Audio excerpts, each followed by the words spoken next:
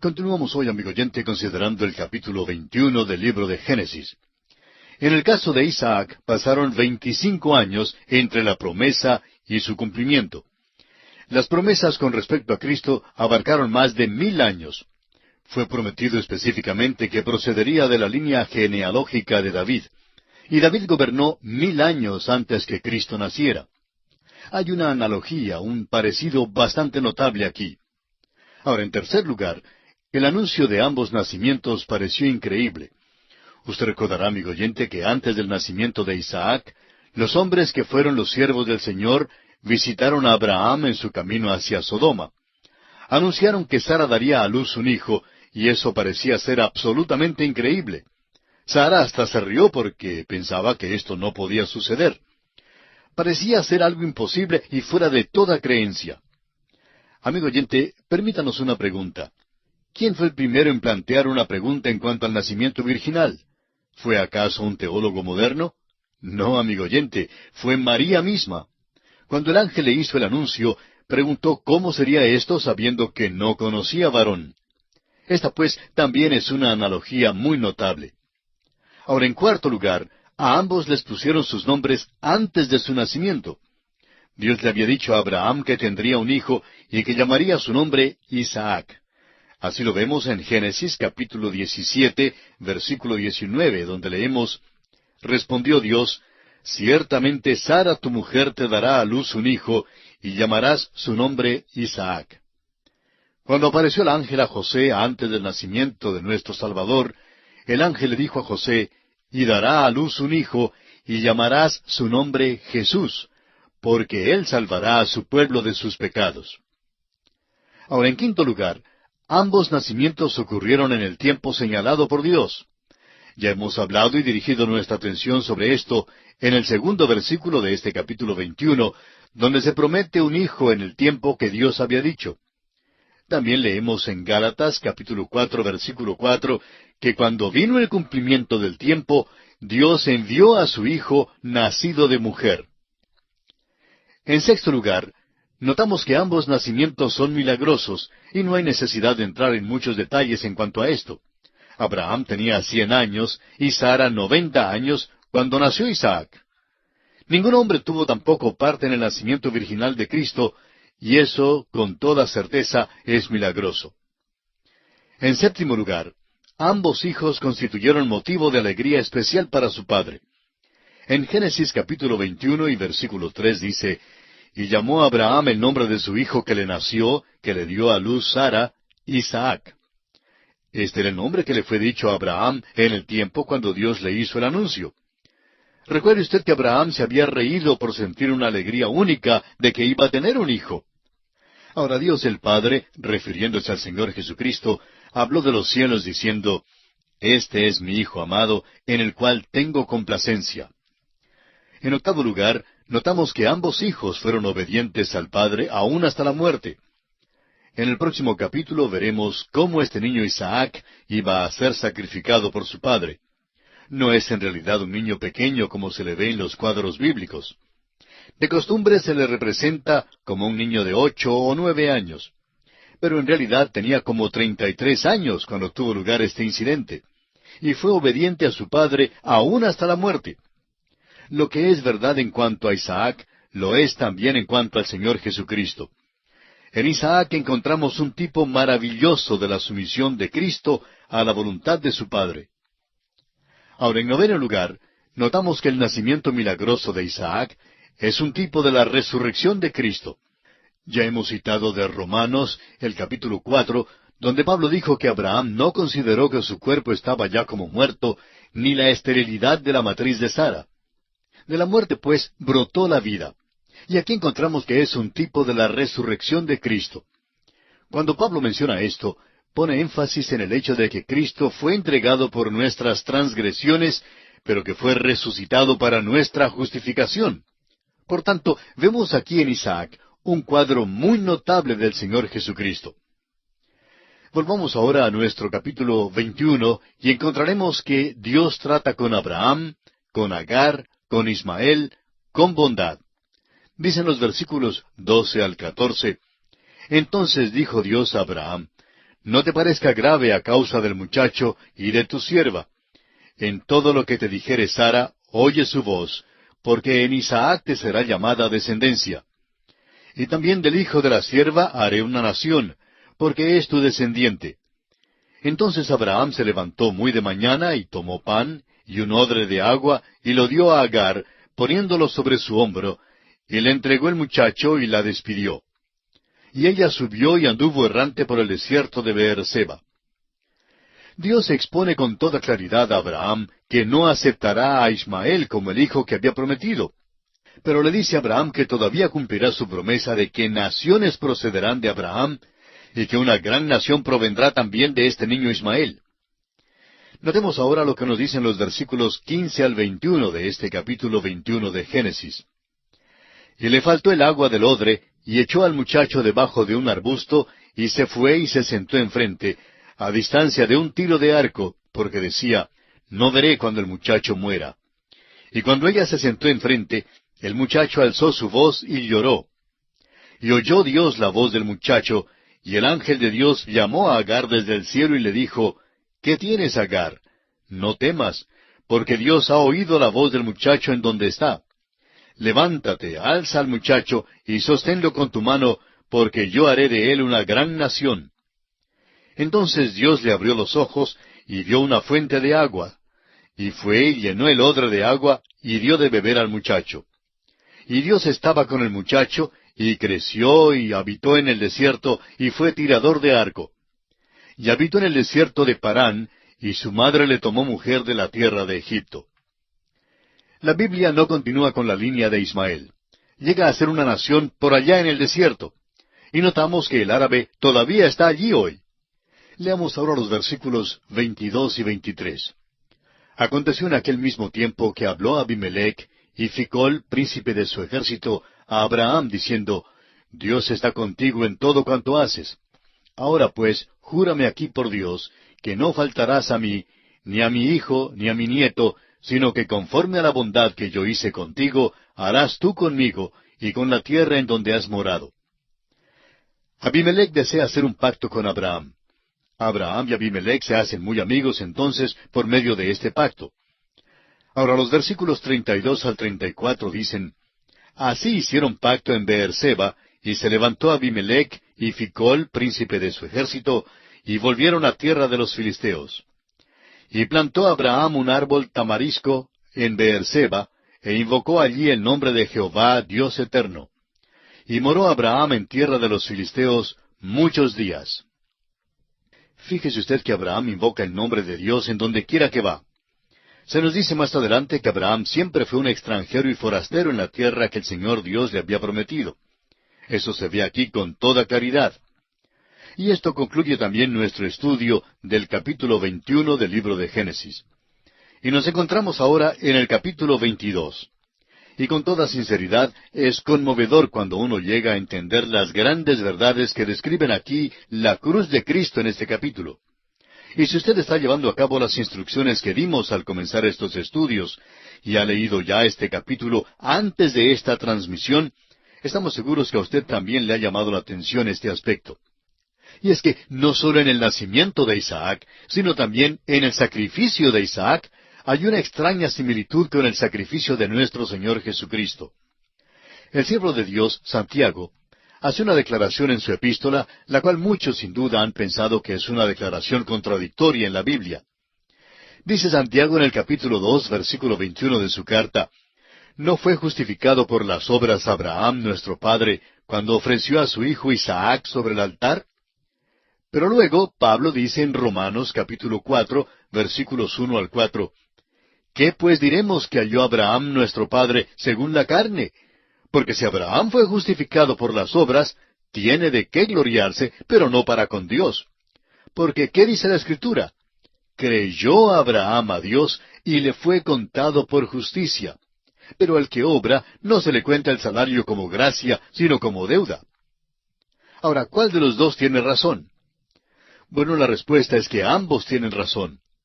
Necesitamos notar que ambos hablan de la misma cosa. Santiago no habla acerca de las obras de la ley, sino de las obras de la fe. Pero Pablo está hablando acerca de la justificación delante de Dios. Pablo está citando el capítulo 15 de Génesis, cuando Abraham comenzaba su andar por la fe. Solo Dios conocía su corazón. Dios vio que Abraham creyó en él, y Dios le contó esto por justicia. Pero luego vemos que este hombre falló muchas veces, y pensamos que sus vecinos no creyeron que era justo porque conocían sus fallas. Ahora llega el día cuando este hombre lleva a su hijo para ser ofrecido sobre el altar. Aún los filisteos empedernidos tendrían que decir que las obras de este hombre muestran que cree lo que Dios le dice. Por tanto, Santiago dice que Abraham fue justificado por sus obras. ¿Cuándo? Cuando ofreció a Isaac. ¿Ofreció Abraham a Isaac de veras sobre el altar?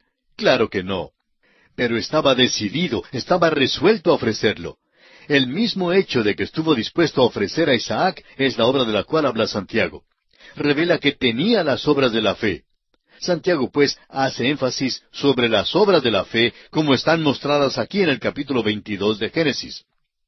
Pablo, por su parte, está hablando acerca de la fe en el corazón, la cual Abraham tenía allá en el capítulo 15 de Génesis. Encontramos, pues, en este capítulo 22, que Dios ordena a Abraham que ofrezca a Isaac sobre el altar, pero que asimismo le detiene cuando ve la obediencia de Abraham. Luego Dios confirma su pacto con Abraham. Leamos los versículos 1 y 2 del capítulo 22 de Génesis. Aconteció después de estas cosas que probó Dios a Abraham y le dijo, Abraham, y él respondió, heme aquí. Y dijo, toma ahora tu hijo, tu único, Isaac, a quien amas, y vete a tierra de Moria, y ofrécelo allí en holocausto sobre uno de los montes que yo te diré. La frase probó Dios a Abraham, en el versículo 1, se ha traducido en algunas versiones como tentó Dios a Abraham. El uso de la palabra tentó es un poquito fuerte. En realidad la palabra significa probó, como la tenemos aquí en la versión Reina Valera. Santiago explica con claridad que Dios nunca tienta a nadie con el mal. Dios tienta a los hombres en el sentido de probar su fe, y lo que hace aquí es probar a Abraham. Le está pidiendo que haga algo que es muy extraño. Ahora vamos a ver en el primer versículo del capítulo siguiente, el capítulo 23, que Sara tenía 127 años. De modo que vemos que en este tiempo Isaac no era ya más un niñito. Sara tenía 90 años cuando le nació Isaac.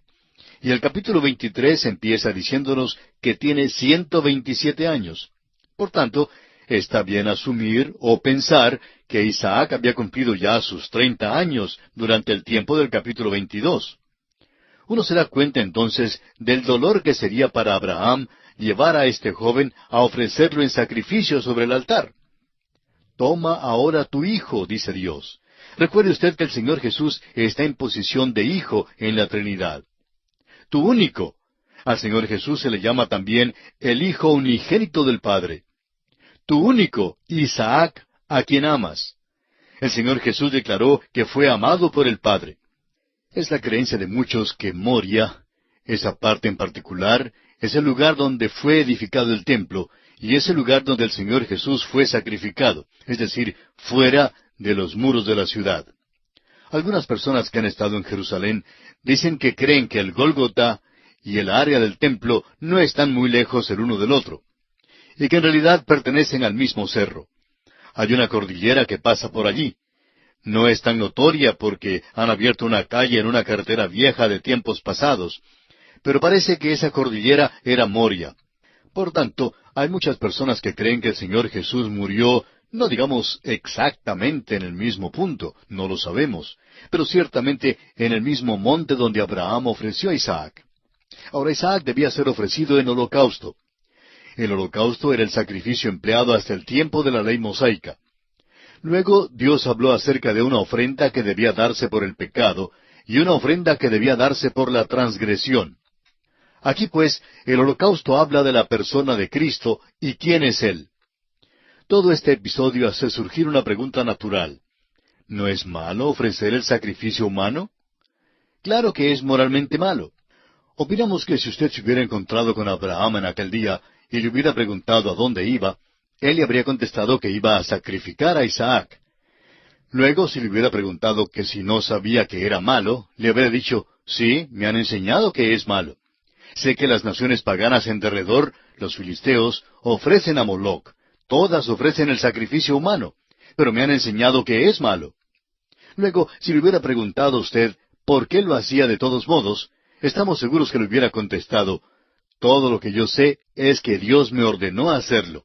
No lo comprendo, pero he estado caminando con Él por unos 25 años y nunca me ha faltado. Nunca me ha ordenado hacer lo que no es lo mejor. No comprendo la orden que me ha dado, pero creo que si obedezco a Dios hasta lo último, Él levantará a Isaac de la muerte. Y creo que eso es lo que hará. Leamos ahora los versículos 3 al 5 de este capítulo 22. Y Abraham se levantó muy de mañana, y enalbardó su asno, y tomó consigo 2 siervos suyos, y a Isaac su hijo, y cortó leña para el holocausto, y se levantó, y fue al lugar que Dios le dijo. Al tercer día alzó Abraham sus ojos, y vio el lugar de lejos. Entonces dijo Abraham a sus siervos, Esperad aquí con el asno, y yo y el muchacho iremos hasta allí y adoraremos, y volveremos a vosotros. Vemos aquí que Abraham sale y lleva con él al joven. Lleva a Isaac, y lleva también leña para el holocausto. Ahora notemos que transcurrieron 3 días para llegar a ese punto, y por tanto pueden ser 3 días que Abraham recibió a Isaac como vivo de entre los muertos, por decirlo así. Esa es la manera como Abraham lo consideraba. Es como si Isaac hubiera sido levantado en el tercer día. ¡Qué cuadro el que tenemos aquí, amigo oyente! Ahora tendrá lugar una transacción aquí entre el Padre y el Hijo, entre Abraham e Isaac. En realidad, lo mismo sucedió en la cruz. Dios excluyó al hombre en la cruz. En la hora de tinieblas, al pleno mediodía, el hombre fue excluido. La noche había llegado cuando ningún hombre podía trabajar, y durante aquellas últimas 3 horas, la cruz llegó a ser un altar en el cual el Cordero de Dios, que quita el pecado del mundo, fue ofrecido. La transacción fue hecha entre el Padre y el Hijo en la cruz, y el hombre quedó fuera sin participación alguna. Tenemos el mismo cuadro aquí con Isaac y Abraham. Leamos los versículos 6 y 7. Y tomó Abraham la leña del holocausto, y la puso sobre Isaac su hijo, y él tomó en su mano el fuego y el cuchillo, y fueron ambos juntos. Entonces habló Isaac a Abraham su padre, y dijo, Padre mío, y él respondió, Heme aquí, mi hijo. Y él dijo, He aquí el fuego y la leña, mas ¿dónde está el cordero para el holocausto? Isaac llevaba la leña para el sacrificio. Ahora recuerde usted que Cristo llevó su propia cruz. El fuego habla del juicio, y el cuchillo habla de la ejecución del juicio, el sacrificio. Muchos dirán que, a propósito de esto, un carnero estaba trabado en un zarzal por sus cuernos, y que Abraham lo tomó y lo ofreció. Eso es verdad, eso es exactamente lo que sucedió. Permítanos leer ahora el versículo 13. Entonces alzó Abraham sus ojos y miró, y he aquí a sus espaldas un carnero trabado en un zarzal por sus cuernos. Y fue Abraham y tomó el carnero, y lo ofreció en holocausto en lugar de su hijo. Abraham dijo que Dios mismo se proveería de cordero, pero no había cordero allí. Fue un carnero el que se trabó, y eso constituye una distinción. El cordero no fue provisto hasta 2000 años después, cuando Juan el Bautista señaló a Jesucristo y le identificó diciendo, He aquí el Cordero de Dios que quita el pecado del mundo. Volvamos ahora al versículo 8 de este capítulo 22 de Génesis, donde dice, Y respondió Abraham, Dios se proveerá de cordero para el holocausto, hijo mío. E iban juntos. Dios se proveerá de cordero para el holocausto. Es muy importante que veamos eso. Es importante que lo notemos en este lugar particular, porque Abraham ahora está listo a ofrecer al joven en el altar. Abraham todavía no lo comprende por completo. Dice el versículo 9, Y cuando llegaron al lugar que Dios le había dicho, edificó allí Abraham un altar, y compuso la leña, y ató a Isaac su hijo, y lo puso en el altar sobre la leña. Recordemos que Isaac es realmente un hombre adulto. No es simplemente un niño a quien Abraham tuvo que atar. Creemos que Isaac bien pudo haberlo vencido si hubiera habido un encuentro físico. Pero Isaac está haciendo esto en obediencia. El Señor Jesús fue también a la cruz para cumplir la voluntad de Dios. Él oró diciendo, no se haga mi voluntad, sino la tuya. Y aquí tenemos un tipo de esto. Ahora el versículo 10 dice, y extendió Abraham su mano y tomó el cuchillo para degollar a su hijo. De nuevo, si usted y yo, amigo oyente, hubiéramos estado allí, quizá hubiéramos preguntado a Abraham si de veras iba a llevar a cabo el sacrificio humano. Y Abraham quizá nos hubiera respondido que intentaba ir hasta lo último. Quizá nos habría dicho que no comprendía por qué Dios le ordenaba hacer esto, que al parecer era malo, y aún nos diría que también había aprendido a obedecer a Dios, y que en esta crisis escogería el obedecer primero a Dios. Y esta es la verdadera crisis en la vida de este hombre. Hemos estudiado las crisis en la vida de este hombre Abraham. Dios ha hecho pasar a este hombre por un ejercicio verdadero del alma, por un esfuerzo fuerte del corazón. En primer lugar, le llama a dejar a todos sus parientes en Ur de los Caldeos. Dejar al grupo entero fue una prueba verdadera para Abraham. No hizo muy bien en el principio. Luego vino la prueba de su sobrino Lot. ¿Amaba a Lot o no le habría llevado con él? Llegó el tiempo cuando tuvo que separarse de Lot, cuando Lot entonces se fue hacia Sodoma. Luego encontramos que atravesó por la prueba con Ismael. Abraham amaba a aquel niño e imploró a Dios diciendo, ojalá Ismael viva delante de ti. No quería separarse del niño. Ahora llega a la prueba suprema, cuando Dios le ordena sacrificar a Isaac. Abraham no comprende por completo todos los detalles con respecto a esto. Dios le había dicho que en Isaac le sería llamada descendencia, y él debía depender de esto. Creyó que Dios levantaría a Isaac de la muerte. En cuanto a Abraham se refiere, estuvo dispuesto a llevar a cabo ese sacrificio en obediencia total a Dios. Abraham creyó que Dios levantaría a Isaac de la muerte si eso fuera necesario. Y en cuanto a Abraham se refería, estuvo dispuesto a llevar a cabo este sacrificio en obediencia total a Dios. Ahora Santiago escribió que nos es posible ver que Abraham fue justificado por obras cuando sacrificó a su hijo. Pero espere un momento. ¿Ofreció acaso Abraham a su hijo? ¿Nos dice la Biblia que Abraham metió el cuchillo en su hijo? Leamos los versículos 11 y 12 de este capítulo 22 de Génesis. Entonces el ángel de Jehová le dio voces desde el cielo y dijo, Abraham, Abraham. Y él respondió, heme aquí. Y dijo, no extiendas tu mano sobre el muchacho, ni le hagas nada, porque ya conozco que temes a Dios, por cuanto no me rehusaste tu hijo, tu único. Ahora sí sabe. Ahora, ¿cómo es que sabe? Por la acción, por la obra. Antes Dios sabía porque conocía el corazón de Abraham, conocía la fe de Abraham, sabía si era genuina o no. Pero los vecinos de Abraham no sabían estos detalles. Sus amigos no estaban tan seguros. Solo podían conocerlo por las obras. Por eso Santiago dice que la fe sin obras es muerta. La fe debe producir algo. Y por tanto, Dios aprueba a Abraham. Amigo oyente, cualquier persona a quien Dios llame, a quien Dios salva, a quien Dios use, va a tener que atravesar por pruebas. Dios probó a Abraham, y hoy en día Dios prueba a todos aquellos que son suyos. Nos prueba a usted y a mí para fortalecer nuestra fe, para establecernos, para hacernos útiles en su servicio. Y esto es lo importante que debemos notar aquí. Está dando a Abraham la prueba suprema. Dios no tendrá que ordenarle hacer otra cosa más después de esta. Ahora Dios le dijo a Abraham que no le hiciera nada a Isaac. Ya hemos leído el versículo 13 acerca del carnero que estaba trabado en el zarzal. Y esa ha sido una substitución a través de toda la historia, desde el huerto de Edén hasta la cruz de Cristo. Fue este pequeño animal que señalaba hacia la venida de Cristo. Dios no permitiría el sacrificio humano, pero cuando su único hijo entró en el mundo, Él fue a la cruz y murió allí. El apóstol Pablo nos dice en su carta a los Romanos capítulo 8 versículo 32, el que no escatimó ni a su propio Hijo, sino que lo entregó por todos nosotros, es decir, por usted y por mí, amigo oyente.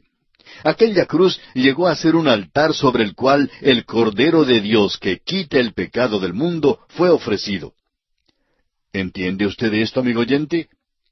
Leamos ahora el versículo 14. Y llamó a Abraham el nombre de aquel lugar, Jehová proveerá. Por tanto se dice hoy, en el monte de Jehová será provisto. Abraham puso nombre a aquel lugar. Muchísimas personas creen que este es el lugar donde se encuentran el templo que Salomón edificó y el Gólgota, el lugar de la calavera. Están en la misma cordillera donde Abraham sacrificó a su hijo. Fue allí donde crucificaron al Señor Jesucristo. Abraham, pues, llama a aquel lugar Jehová proveerá. Y es aquí donde Dios intervino por él. Veamos ahora cómo Dios reafirma las promesas originales a Abraham. Leamos los versículos 15 al 18 de este capítulo 22 de Génesis. Y llamó el ángel de Jehová a Abraham por segunda vez desde el cielo, y dijo, Por mí mismo he jurado, dice Jehová, que por cuanto has hecho esto, y no me has rehusado tu hijo, tu único hijo, de cierto te bendeciré, y multiplicaré tu descendencia como las estrellas del cielo, y como la arena que está a la orilla del mar, y tu descendencia poseerá las puertas de sus enemigos. En tu simiente serán benditas todas las naciones de la tierra, por cuanto obedeciste a mi voz. Dios tiene ahora un mensaje para Abraham. Dios dijo que no había rehusado su hijo. Ahora, ¿sacrificó Abraham de veras a su hijo? No, amigo oyente, Dios no le obligó a llevarlo a cabo. Pero Abraham mostró que creyó a Dios, y fue hasta lo último para dejarnos saber a usted y a mí, y también a Dios, y para dejar saber a todo el universo creado, que estaba totalmente dispuesto a sacrificar a su hijo. Por tanto, Dios lo consideró como si lo hubiera hecho de veras. Es justificado por la fe. También se justifica delante de los hombres por sus obras. Demostró que tenía esa fe. Ahora fíjese usted cómo Dios habla de este asunto. Él dice, no me has rehusado tu hijo, tu único hijo. Y Dios dio a su único hijo. Dios dice que todas las naciones de la tierra serán benditas en su simiente. Hoy el Evangelio de Cristo ha sido proclamado en casi todo el mundo. Hay los que todavía no han escuchado, es cierto. Sin embargo, la bendición ha llegado a todas las naciones. La única bendición de la cual realmente se gozan las naciones es Cristo Jesús. Dios dio esta promesa porque Abraham había obedecido su voz. Aquella obediencia se apoya en su fe y la fe siempre produce acción. La fe sin obras es muerta. Esta es la crisis final en la vida de Abraham. Dios le ordenó sacrificar a su propio hijo y eso contrario a la enseñanza que había sido dada por Dios mismo. Lo importante es que ahora Dios clarifica que habrá de ser un hombre que habrá de ponerse en la brecha. Habrá de ser un hombre que será capaz de ser el salvador de la raza, si es que alguien de la raza de los hombres ha de ser salvo. Esa es la gran lección que nos es dada aquí en esta historia. Dios no dejó a Abraham llevar a cabo el sacrificio humano porque eso era malo. Dios escatimó, es decir, Dios salvó al hijo de Abraham. En cambio, Dios no escatimó a su propio hijo, sino que lo entregó por todos nosotros. Dios proveyó un carnero para el sacrificio de Abraham, pero 2000 años después, Dios proveyó el Cordero de Dios para ser sacrificado por usted y por mí, amigo oyente. Ahora, cuando Dios promete que en tu simiente serán benditas todas las naciones de la tierra, ¿de qué habla? ¿De cuál simiente? Bueno, el apóstol Pablo lo interpreta de esta manera. En el capítulo 3, versículo 16 de su epístola a los Gálatas dice, Ahora bien, a Abraham fueron hechas las promesas y a su simiente. No dice, y a las simientes, como si hablase de muchos, sino como de uno, y a tu simiente, la cual es Cristo. ¿Se da usted cuenta, amigo oyente? La Biblia tiene su propia interpretación de esto. El apóstol Pablo dice también en Gálatas capítulo 3 versículos 8 y 9, y la Escritura, previendo que Dios había de justificar por la fe a los gentiles, dio de antemano la buena nueva a Abraham, diciendo, en ti serán benditas todas las naciones. De modo que los de la fe son bendecidos con el creyente Abraham. ¿Cuándo predicó Dios el Evangelio a Abraham? Fue cuando Dios le ordenó sacrificar a su hijo Isaac sobre el altar. Ese fue el tiempo cuando Dios le predicó el Evangelio, porque le dijo que en su simiente todas las naciones serían benditas. Y esa simiente es Cristo Jesús. Este es el Evangelio que fue dado a Abraham. Deseamos añadir algo aquí porque es algo que comúnmente se lo deja de lado. Muchas veces asumimos o pensamos que Abraham, e Isaac y Jacob y todos aquellos santos del Antiguo Testamento eran grandes hombres, pero que no eran tan inteligentes como somos nosotros. Asumimos que no sabían tanto como nosotros sabemos. Pues opinamos que Abraham sabía muchísimo más acerca de la venida de Cristo y del Evangelio que lo que usted y yo le atribuimos. El hecho es que el Señor Jesús dijo en Juan 8:56, Abraham vuestro padre se gozó de que había de ver mi día, y lo vio y se gozó. De modo que debe haber sido muchísimo más lo que él sabía que lo que le atribuimos hoy día. Dios reveló muchísimas cosas a Abraham. Dios le dio el Evangelio. El Salvador todavía no había venido. Pero aquí en el monte de Moria, Dios lo reveló a Abraham a través del sacrificio de Isaac, el cual es un tipo del sacrificio de Cristo y aún de su resurrección. Recordemos que esto ocurrió 3 días después de que Dios le había ordenado a Abraham que sacrificara a Isaac, y Dios devuelve a Abraham su hijo vivo, en el 3er día. Esto es muy semejante a la muerte y la resurrección de Cristo. Por esto, Pablo dice que Dios predicó el Evangelio a Abraham. Ahora los versículos 19 y 20 de Génesis 22 dicen, Y volvió Abraham a sus siervos, y se levantaron y se fueron juntos a Beerseba, y habitó Abraham en Beerseba. Aconteció después de estas cosas, que fue dada noticia a Abraham, diciendo, He aquí que también Milca ha dado a luz hijos a Nachor tu hermano. Encontramos aquí algunos detalles menores en cuanto a la familia de Abraham. No vamos a entrar en estos detalles aquí, pero Abraham había dejado a sus parientes allá en la tierra de Harán, y esta es simplemente una información en cuanto a aquella familia. Esta línea no es la que se va a seguir en la Escritura, pero se cruzará más adelante con la línea de Abraham. Por eso es importante y se incluye aquí. Por otra parte, notará usted que los demás versículos de este capítulo constituyen lo que pudiéramos llamar un pequeño ejercicio en la pronunciación de los nombres. Por eso no vamos a considerarlos en detalle. Y entramos así al capítulo 23 de Génesis. Este capítulo nos cuenta de la muerte de Sara y de la compra de Abraham de una cueva para sepultarla. Esa es la cueva de Macpela. Génesis capítulo 23 versículos 1 y 2 dicen lo siguiente. Fue la vida de Sara 127 años. Tantos fueron los años de la vida de Sara. Y murió Sara en Kiriat Arba, que es Hebrón, en la tierra de Canaán. Y vino Abraham a hacer duelo por Sara y a llorarla. Sara tenía 127 años cuando murió. Ahora, siendo que tenía 90 años cuando nació Isaac, Isaac debió entonces tener 37 años cuando murió su madre. Suponemos que esto sucedió algunos pocos años después del incidente del sacrificio de Isaac. Sara murió en Kiriat Arba, que es Hebrón, en la tierra de Canaán. Fijémonos que Abraham tuvo que comprar una cueva para enterrar a sus muertos en la misma tierra que Dios le había dado. Ahora, ¿por qué no llevó a Sara a otro lugar para sepultarla? Bueno, es porque la esperanza que tienen se halla en la tierra, y esa es su esperanza del futuro. Los arreglos para un funeral no tienen tanto interés. Pueden ser hasta un poco enfermizos para algunos, pero es muy interesante ver la verdad que se nos enseña aquí. Leamos ahora los versículos 3 al 6. Y se levantó Abraham de delante de su muerta, y habló a los hijos de Ed, diciendo, Extranjero y forastero soy entre vosotros, dadme propiedad para sepultura entre vosotros, y sepultaré mi muerta de delante de mí. Y respondieron los hijos de Ed a Abraham y le dijeron, Óyenos, Señor nuestro. Eres un príncipe de Dios entre nosotros. En lo mejor de nuestros sepulcros, sepulta a tu muerta. Ninguno de nosotros te negará su sepulcro, ni te impedirá que entierres tu muerta.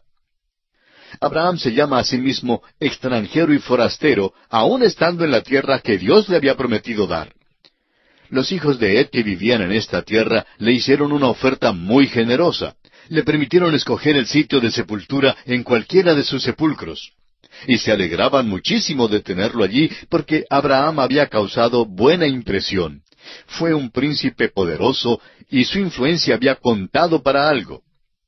Los versículos 7 al 9 dicen, Y Abraham se levantó y se inclinó al pueblo de aquella tierra, a los hijos de Ed, y habló con ellos diciendo, si tenéis voluntad de que yo sepulte mi muerta de delante de mí, oídme e interceded por mí con Efrón, hijo de Zohar, para que me dé la cueva de Macpela, que tiene al extremo de su heredad, que por su justo precio me la dé para posesión de sepultura en medio de vosotros.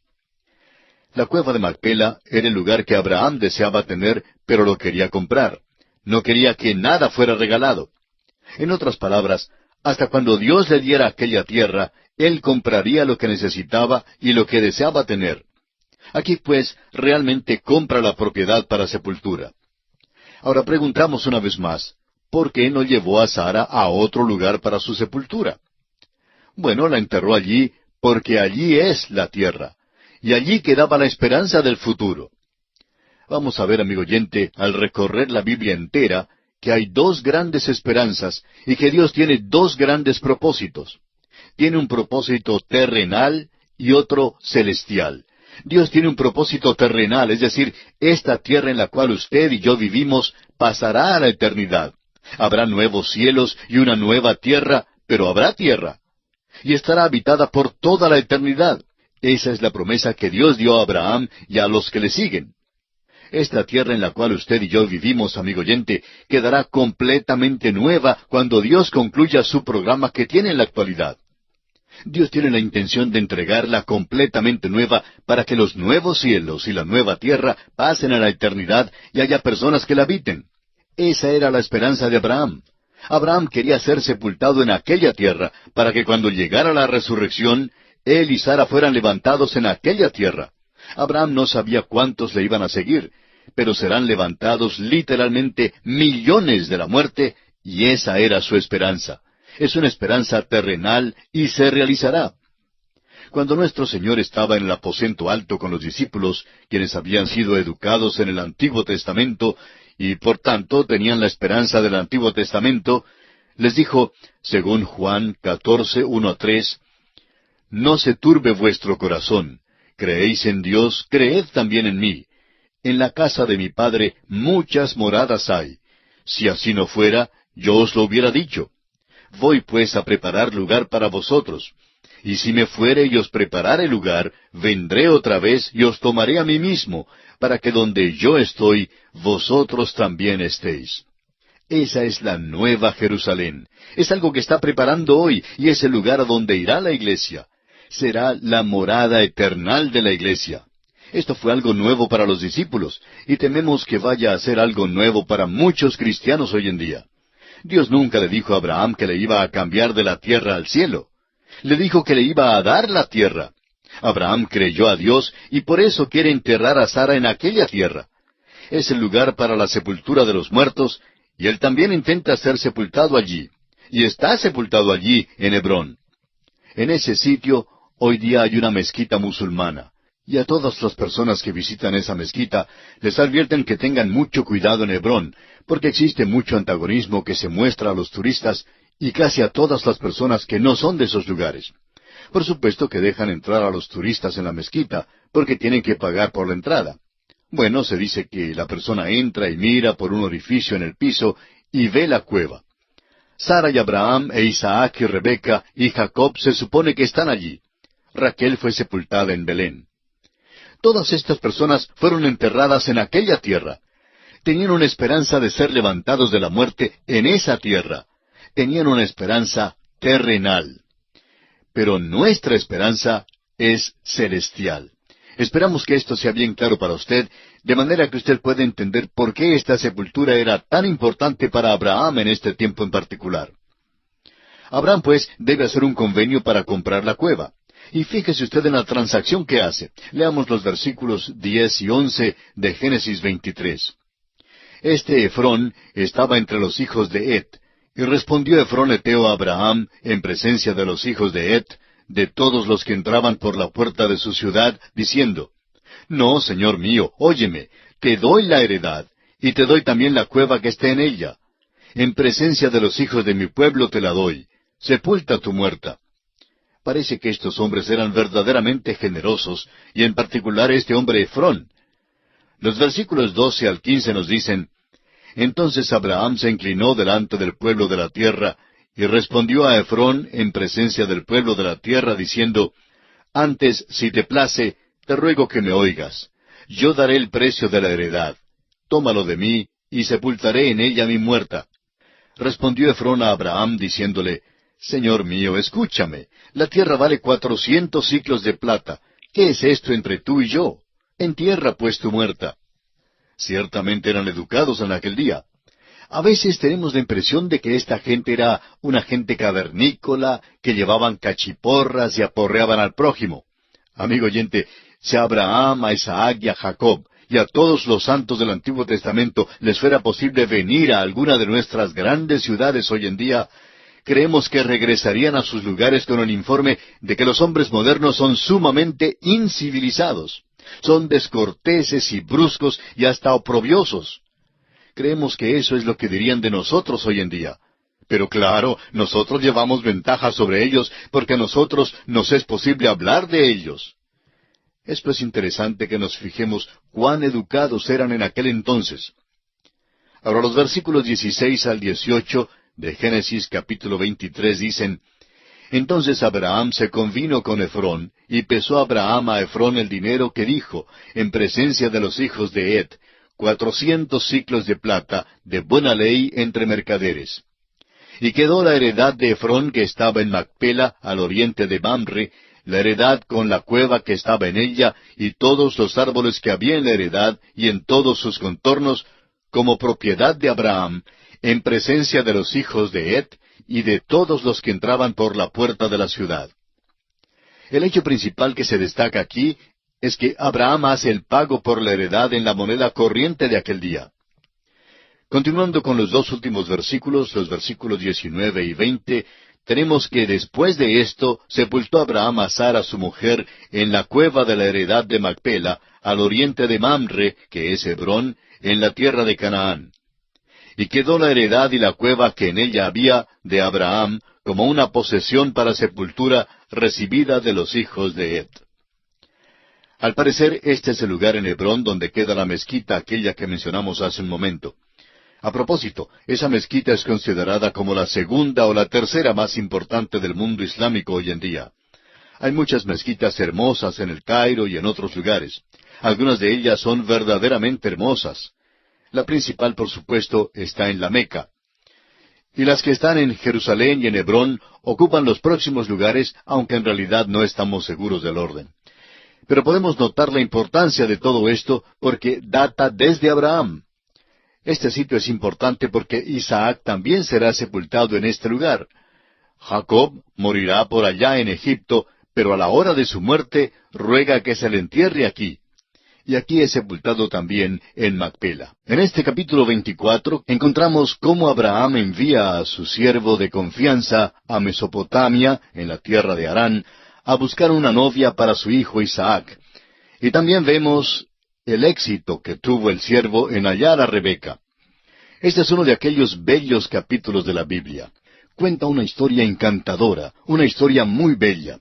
Vamos a ver una historia maravillosa de amor aquí. Nos va a revelar una vez más que Dios tiene interés en el joven con quien usted, señorita, se va a casar. Y tiene interés en la señorita con quien usted, joven varón, se va a casar. Dios tiene mucho interés en eso. Y creemos que hay dos instituciones que Dios ha dado a la familia humana. Una es el matrimonio y la otra es el gobierno humano. Dios permite que el hombre se gobierne hoy y eso es algo universal. Estas, pues, son dos instituciones muy importantes. Ahora, cuando estas dos instituciones se rompen, una sociedad fracasa. El hogar es la espina dorsal de cualquier sociedad, y Dios sabía eso. Él estableció el matrimonio para que diera fortaleza y estabilidad a la sociedad. Encontramos que es igual con respecto al gobierno. Un gobierno debe tener el poder de quitar la vida humana para proteger la vida humana. Ese es el propósito de la pena de muerte, porque la vida humana es sagrada. Por esa razón, Dios dio estas leyes. Ahora, Dios tiene interés en su historia de amor, amigo oyente, y es maravilloso cuando usted deja que Dios entre en ella. Usted se dará cuenta que el primer milagro que hizo nuestro Señor fue cuando asistió a una boda allá en Caná de Galilea. No sabemos a cuántas bodas asistió el Señor Jesucristo, pero sabemos que al menos presenció una, es decir, aquella en Caná de Galilea. Leamos ahora el versículo 1 de este capítulo 24 de Génesis. Era Abraham ya viejo y bien avanzado en años, y Jehová había bendecido a Abraham en todo. Ahora el viejo Abraham desea conseguir una novia para su hijo Isaac, pero no quería que fuera de aquella región donde la gente se había entregado a la idolatría y donde vivían en el paganismo. Por tanto, envía a su siervo allá a su pueblo, a la tierra de Harán. Antes de fijarnos en cómo es que Abraham logra conseguir la novia para su hijo, deseamos notar que hay una línea divisoria en el libro, demarcada aquí en este punto. Usted recordará que los primeros 11 capítulos del Génesis nos hablan de los 4 grandes eventos y la primera gran sección del libro trata precisamente de esos eventos.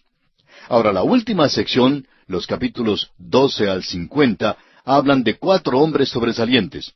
En esta sección hemos estudiado los capítulos 12 al 23 de Génesis, los cuales nos hablan de Abraham, el hombre de fe. Ahora llegamos al estudio de Isaac, el hijo amado. Hay 3 grandes eventos en la vida de Isaac y ya hemos estudiado 2 de ellos. Uno trata de su nacimiento. El segundo corresponde al sacrificio de él por parte de Abraham. El tercer evento tiene que ver con la búsqueda de la novia. Sabemos que hay 3 grandes eventos en la vida de cada hombre. Y esos 3 grandes eventos son el nacimiento, el matrimonio y la muerte.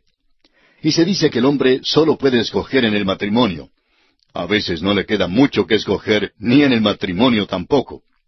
Pero en este capítulo que nos habla de la selección de una novia para Isaac, quisiéramos que usted note 2 verdades al estudiar este capítulo. Una verdad que debemos notar es la dirección del Señor en todos los detalles de las vidas de los que se presentan aquí en la historia. Es una declaración que se hace repetidas veces, mostrando cómo es que Dios guía. Y eso nos impulsa a decir que aún en aquel día primitivo, había los dirigentes sociales que oraban al Señor y que seguían su dirección. Hay quienes dicen que esto tuvo lugar allá por la edad de piedra, cuando el hombre era cavernícola y muy incivilizado. Amigo oyente, no debe usted creer ni una palabra de eso. El hombre no fue ese tipo de hombre en ninguna forma. Hallamos aquí la dirección del Señor. Y si Dios guió en aquel día las vidas de aquellos hombres, pues es bien posible que Dios puede hoy también guiar la vida suya y la vida mía. Y esto nos es dado aquí como ejemplo. La segunda cosa que debemos notar es la manera sincera en que Rebeca hizo su decisión de ir con el siervo para llegar a ser la esposa de Isaac. Esta es una cosa tremenda, y ya notaremos eso al continuar nuestro estudio. Leamos ahora los versículos 2 y 3 de este capítulo 24 de Génesis. Y dijo Abraham a un criado suyo, el más viejo de su casa, que era el que gobernaba en todo lo que tenía, pon ahora tu mano debajo de mi muslo, y te juramentaré por Jehová, Dios de los cielos y Dios de la tierra, que no tomarás para mi hijo mujer de las hijas de los cananeos, entre los cuales yo habito. Esa era la manera en que los hombres juraban en aquel día.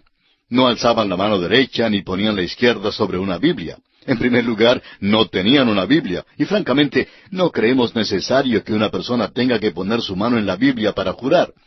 Si es necesario hacer eso para que diga la verdad, entonces es muy posible que no diga la verdad.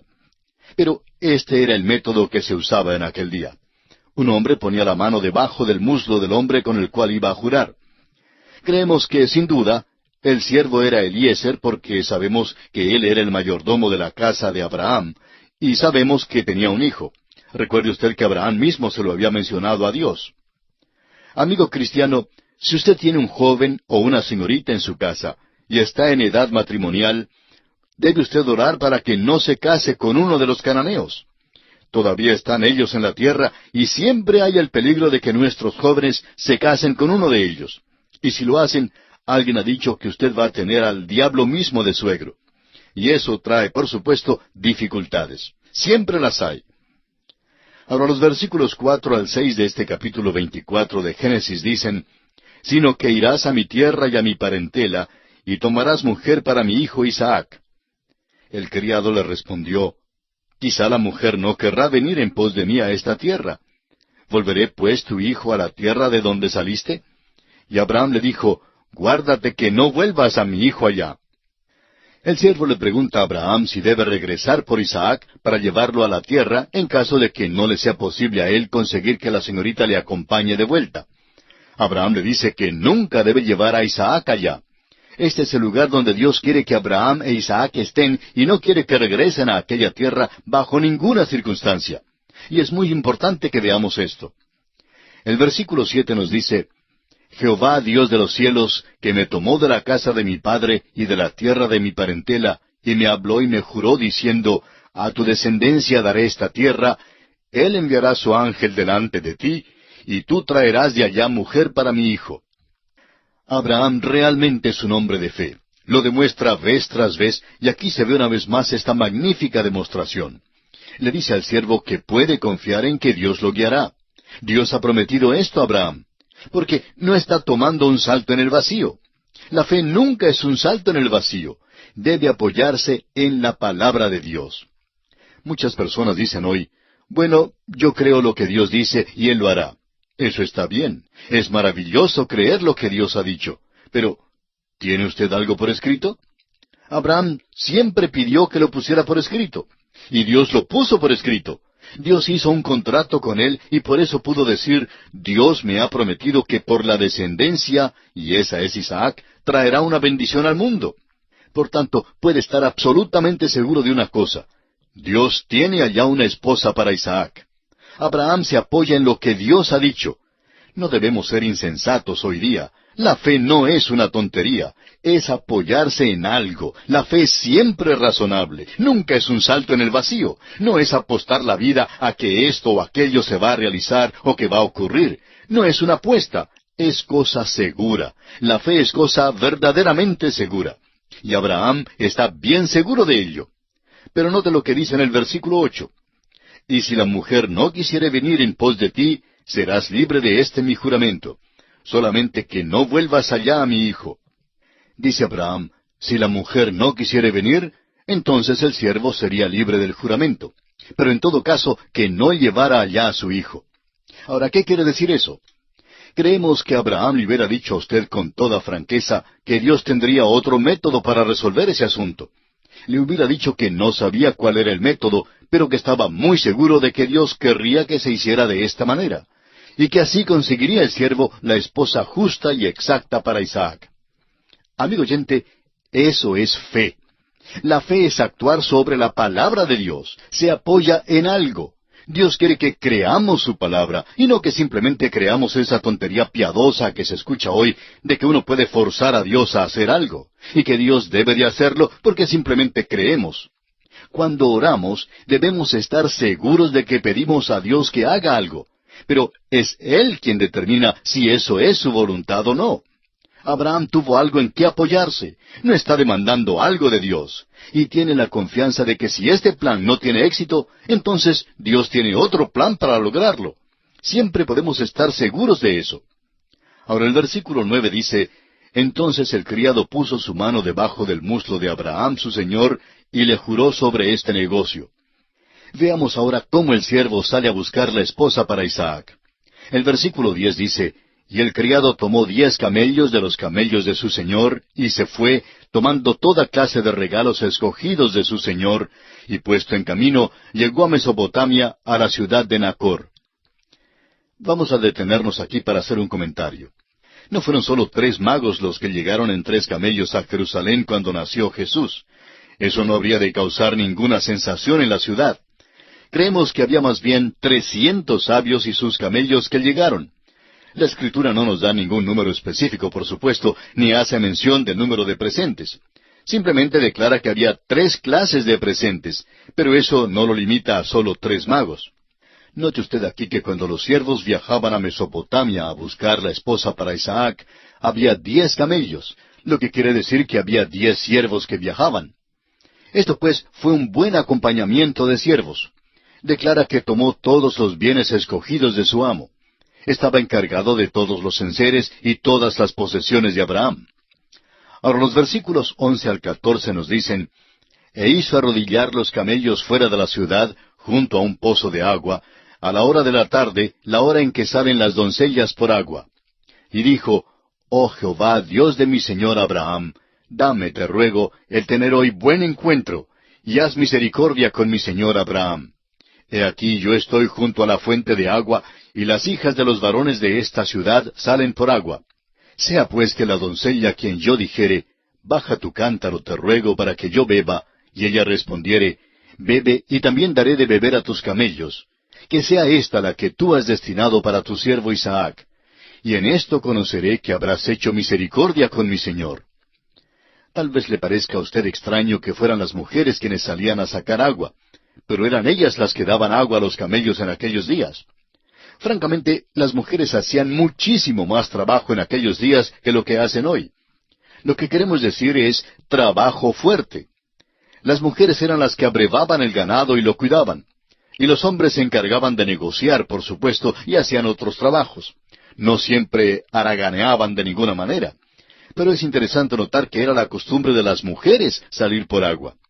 Cuando llegaba un siervo, no era lo correcto, siendo él extranjero, que él diera de beber a los camellos delante de los que vivían en esa comunidad. Fíjese usted aquí cómo el siervo de Abraham depende de Dios.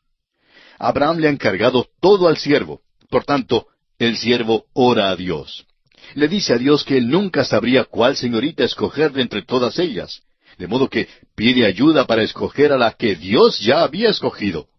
En otras palabras, pide al Señor que le guíe para escoger bien. Va a pedirle a una de ellas que le dé un poquito de agua para tomar. Ahora, ¿a quién piensa usted que escogerá? Bueno, Eliezer es un hombre. Estamos seguros que escogerá la que mejor aspecto tenía entre ellas. Y usted puede estar seguro que Rebeca era muy hermosa. Debemos poner énfasis sobre esto hoy día. Los puritanos tenían la idea que la hermosura procedía del diablo. Ahora, el diablo es hermoso porque la Biblia le llama un ángel de luz, pero no posee toda la hermosura. Después de todo, Dios es el Creador y nunca se ha visto una puesta del sol más bella, ni se ha contemplado una flor bonita que no proceda de las manos del Creador. Es Dios quien hace bellas a las mujeres, y no hay nada malo en ello. Por tanto, este hombre Eliezer escogerá la más bella, y sería un mal siervo si no lo hiciera. Estamos pues seguros que escogió la más bella que salió. Leamos ahora los versículos 15 y 16 de este capítulo 24 de Génesis. Y aconteció que antes que él acabase de hablar, he aquí Rebeca, que había nacido a Betuel, hija de Milca, mujer de Nachor, hermano de Abraham, la cual salía con su cántaro sobre su hombro. Y la doncella era de aspecto muy hermoso, virgen, a la que varón no había conocido, la cual descendió a la fuente, y llenó su cántaro, y se volvía. Aquí viene. Dijimos que era bella porque la palabra de Dios dice que era bella. No hay nada malo en eso. Nos resentimos del hecho de que la belleza se asocie con gran frecuencia con las actrices de cine.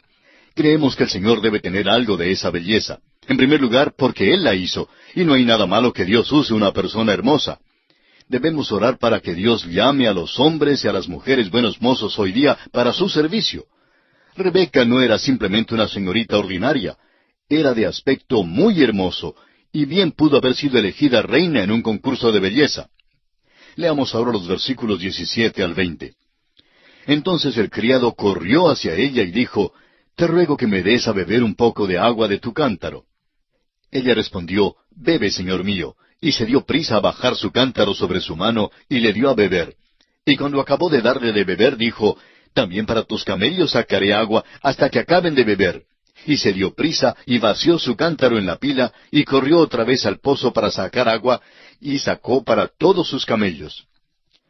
Notemos aquí que la señorita no solo era bella, sino también muy cortés y educada. Estaba dispuesta a trabajar y a ser de ayuda.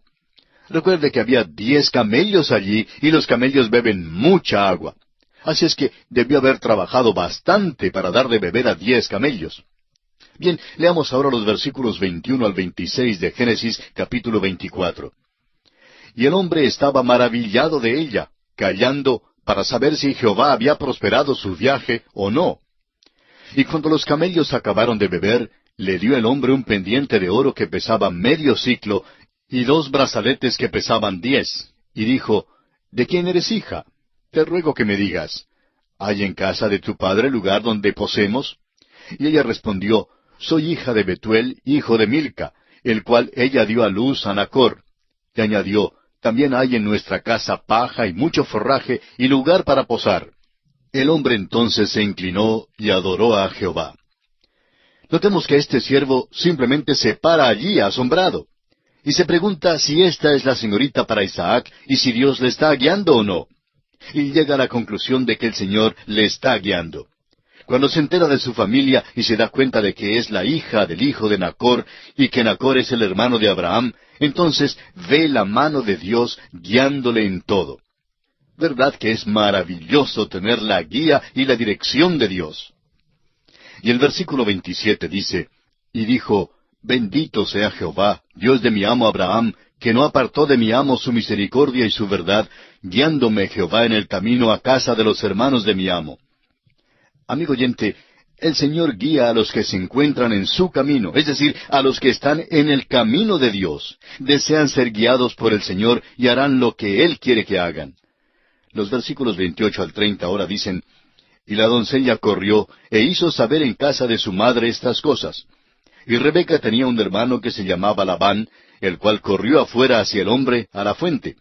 Y cuando vio el pendiente y los brazaletes en las manos de su hermana, que decía, Así me habló aquel hombre, vino a él. Y he aquí que estaba con los camellos junto a la fuente. Aquí se nos presenta al hermano Labán, el hermano de Rebeca, y más adelante este hermano será el tío Labán. Ahora prestémosle mucha atención a Labán, especialmente de aquí en adelante, porque notaremos que le impresionaron muchísimo las cosas materiales. Vamos a vigilarlo aquí y de aquí en adelante. Note usted que le impresionaron muchísimo las cosas materiales. El siervo simplemente esperaba allí en el pozo para ver si alguien salía para llevarlo a la casa de Rebeca. No sabía si era realmente bienvenido o no. Y créanos que cuando Labán vio aquellos anillos, sabía que este era un huésped riquísimo y no estaba dispuesto a perder ningún negocio.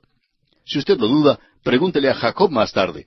Jacob sabía que el tío Labán era un verdadero negociante. El hecho es que fue un mejor negociante que Jacob. Por tanto, Labán aquí sale a dar la bienvenida al huésped rico. Notemos ahora que el siervo es convidado a la casa de Betuel, padre de Rebeca. Los versículos 31 y 32 nos dicen, Y le dijo, Ven, bendito de Jehová, ¿por qué estás fuera? He preparado la casa y el lugar para los camellos. Entonces el hombre vino a casa, y Labán desató los camellos, y les dio paja y forraje, y agua para lavar los pies de él, y los pies de los hombres que con él venían.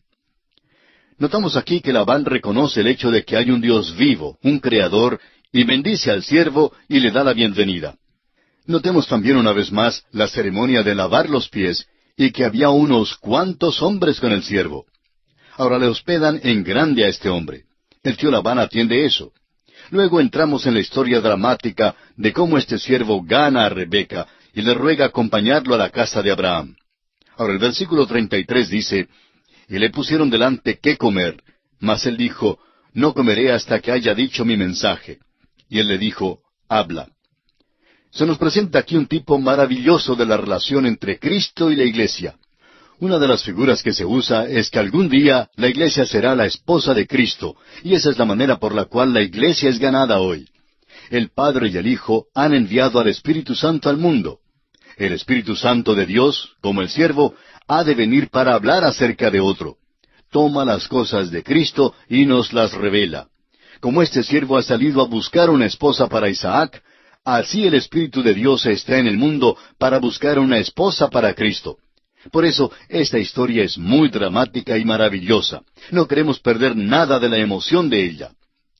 El siervo de Abraham dice que no puede comer hasta cuando haya contado su misión. Amigo oyente, el Espíritu Santo ha venido al mundo para contarnos de otro, y ese es su trabajo principal en cuanto a Dios. Sabemos que hay otros trabajos que son muy importantes, el trabajo de nuestro gobierno, el trabajo de publicar las noticias, las grandes corporaciones como las industrias de automóviles, aviones, etc. Todos estos son grandes trabajos y son importantes. Pero para ser francos, amigo oyente, esa no es la razón por la cual Dios continúa tratando con el mundo. No continúa tratando con el mundo por causa de la compañía Ford ni por causa del gobierno. Eso no es lo principal en el cielo. Y el mercado de valores no es de gran interés en el cielo.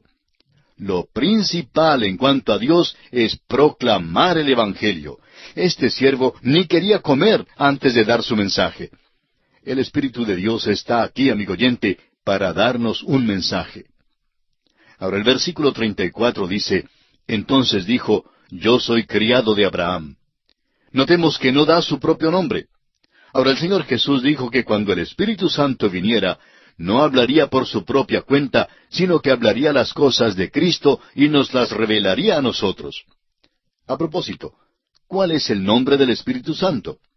No tiene nombre, ¿verdad? No viene para hablar de Él mismo, sino que viene para hablar de otro, y ese otro es Cristo Jesús.